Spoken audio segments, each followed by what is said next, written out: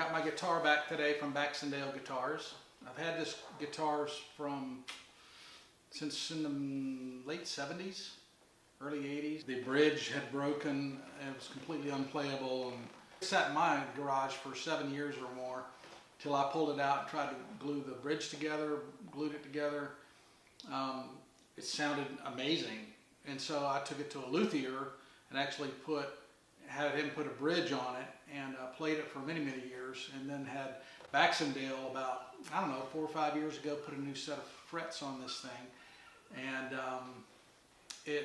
the bridge started caving in again, splitting. The top was warped and was really in bad shape, and so I took it in in April. I took it in and asked him to completely rebuild it, and so he took the top off and they braced it with his proprietary bracing. It's fantastic. So he can take a guitar and do magic with it. It's amazing what you get back. And so I got this back today.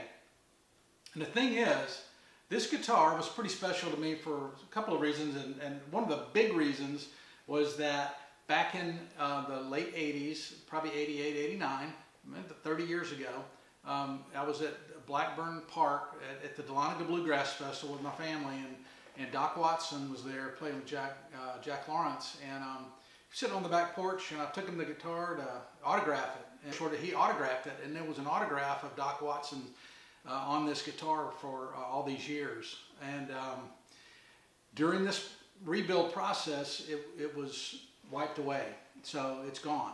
It was a Sharpie. I didn't protect it. I didn't have plastic over it or anything like that.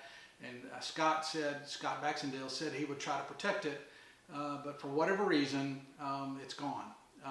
Don't know, it was just a mistake or whatever. So I started thinking about it, and I realized that just like in life, there's so many things that we want to have a certain way. We want to raise our kids a certain way and have them turn out a certain way. And as we know, that's not always the case. You know, our best efforts don't always come true, and they make their own choices and do their own thing.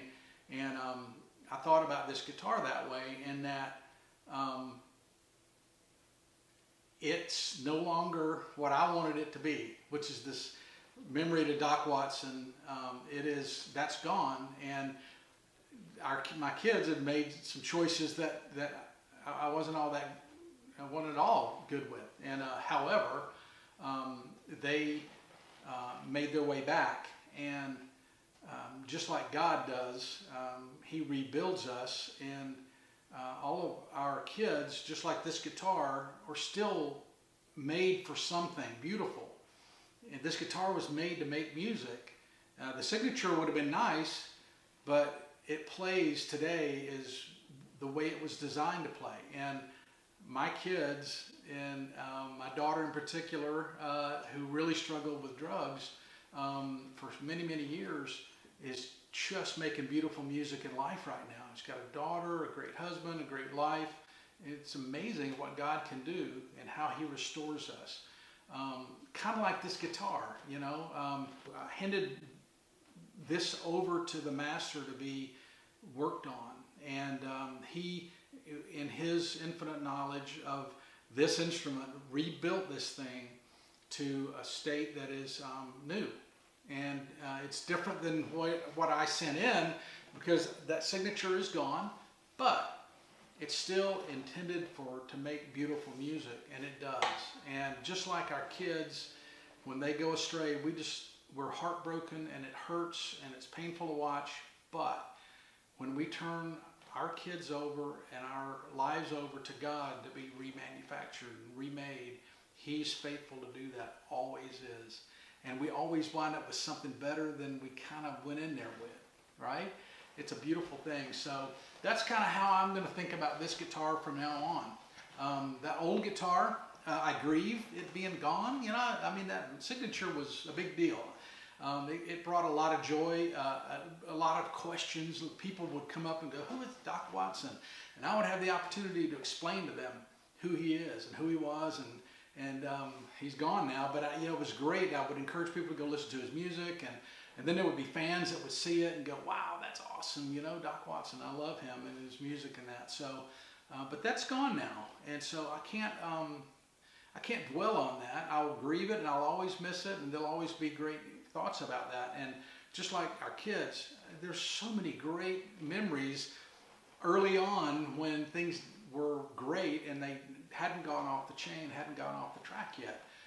So I have great memories of that. And then today, new memories with a new guitar and a new life that my kids are finding and through God's grace producing.